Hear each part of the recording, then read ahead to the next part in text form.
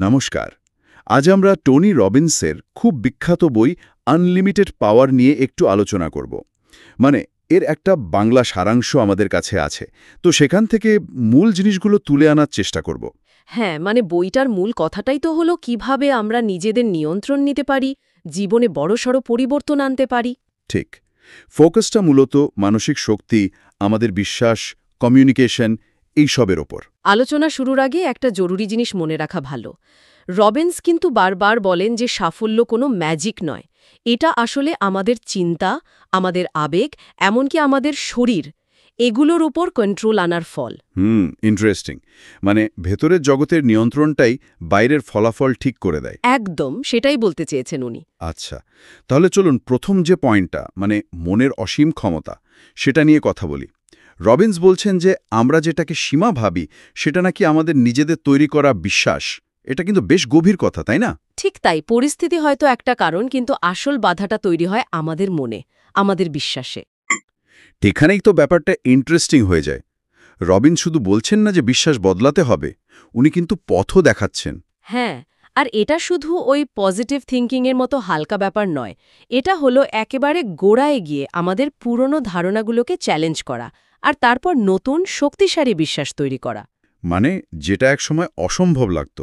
হ্যাঁ, সেটাকেও সম্ভব করার মতো বিশ্বাস তৈরি করা। এর জন্য কিছু নির্দিষ্ট টেকনিকেরও কথা বলেন উনি। এই যেমন নিজেকে ঠিক প্রশ্ন করা, এটা আমার খুব ভালো লেগেছে। আমরা অনেক সময় ভুল প্রশ্ন করি, যেমন কেন আমার সাথেই এটা হলো। ঠিক, উনি বলেন প্রশ্নটা পাল্টে যদি জিজ্ঞাসা করি এখান থেকে কি শিখতে পারি বা কিভাবে এটাকে নিজের ভালোর জন্য কাজে লাগাতে পারি, তাহলে পুরো ফোকাসটাই পাল্টে যায়। মানে সমস্যার বদলে সমাধানের দিকে মন যায়। এটা তো দারুণ একটা টুল। হ্যাঁ, এবং এর সাথেই উনি জুড়ে দেন আমাদের শরীরের ব্যাপারটা, কিভাবে আমাদের শরীর আমাদের মনকে প্রভাবিত করে। ও, স্টেট ম্যানেজমেন্টের কথা বলছেন তো? একদম, আমাদের মানসিক আর আবেগের অবস্থা উনি দেখান। শুধু চিন্তা নয়, আমরা কিভাবে দাঁড়াই, কিভাবে বসি, শ্বাস নিই, এগুলোও আমাদের কনফিডেন্স লেভেল, আমাদের অনুভূতিকে সঙ্গে সঙ্গে বদলে দিতে পারে। তার মানে সোজা হয়ে বসলে বা একটু দৃঢ়ভাবে হাঁটলে শুধু দেখতেই ভালো লাগে না? না, ভেতরেও একটা শক্তির অনুভূতি আসে। এটা খুব পাওয়ারফুল একটা কনসেপ্ট। আরেকটা খুব গুরুত্বপূর্ণ কৌশলের কথা বলছিলেন, মডেলিং। এটা কি স্রেফ সফল মানুষদের নকল করা? ঠিক নকল করা না, তার থেকে একটু গভীর। মডেলিং মানে শুধু তারা কি করছেন সেটা দেখা নয়, বরং তারা কিভাবে ভাবছেন, তাদের বিশ্বাসগুলো কি, কোন মেন্টাল স্ট্র্যাটেজি ব্যবহার করছেন সেটা বোঝা। আচ্ছা আচ্ছা। রবিন্স মনে করেন যারা সফল হয়েছেন তারা কিছু সূত্র রেখে যান। সেই মানসিক ব্লুপ্রিন্টটা যদি ধরতে পারা যায়, তাহলে শেখার প্রসেসটা অনেক ফাস্ট হয়ে যায়। তবে নিজের মতো করে অ্যাপ্লাই করতে হবে নিশ্চয়ই। অবশ্যই, নিজের স্বকীয়তা তো রাখতেই হবে, এটা শুধু কপি পেস্ট নয়। বুঝতে পেরেছি। এরপর যে বিষয়গুলো আসছে, কমিউনিকেশন, আবেগ নিয়ন্ত্রণ আর লক্ষ্য ঠিক করা, এগুলোকে উনি একসাথে রেখেছেন কেন? কোনো বিশেষ কারণ? হ্যাঁ, কারণ এগুলো আসলে একে অপরের সাথে খুব কানেক্টেড। ধরুন, আপনার লক্ষ্য যদি স্পষ্ট না হয়, আপনি কোথায় যাবেন সেটাই তো জানেন না। ঠিক। আবার লক্ষ্য পূরণের পথে আবেগ একটা বড় ফ্যাক্টর। হয় আপনাকে এগিয়ে নিয়ে যাবে, নয়তো আটকে দেবে। তাই নিজের আবেগ কন্ট্রোল করতে পারাটা খুব জরুরি। কঠিন সময়েও ঠিক সিদ্ধান্ত নিতে সাহায্য করে। আর কমিউনিকেশন?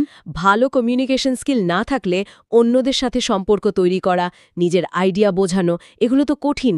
আর এগুলো ছাড়া বড় লক্ষ্য পূরণ করা আরও কঠিন। উনি কি লক্ষ্য লিখে ফেলার উপর জোর দেন? হ্যাঁ, খুব জোর দেন। শুধু ভাবা নয়, একেবারে লিখে ফেলা, আর প্রতিদিন সেটার জন্য কিছু না কিছু করা, ছোট ছোট স্টেপ নেওয়া। সবশেষে স্বাস্থ্য আর এনার্জি, এটার উপর এত জোর কেন?